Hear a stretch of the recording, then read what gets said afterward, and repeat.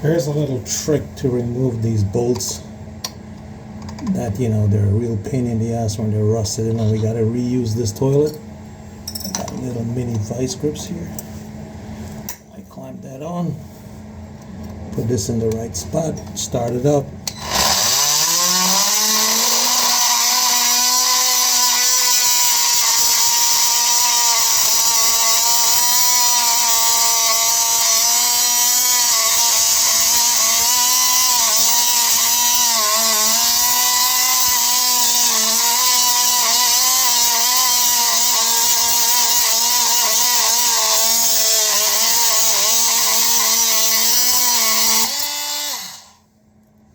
Just like that, you get it out. Of course, I need a better blade, but you know, it still works, saves you the grief.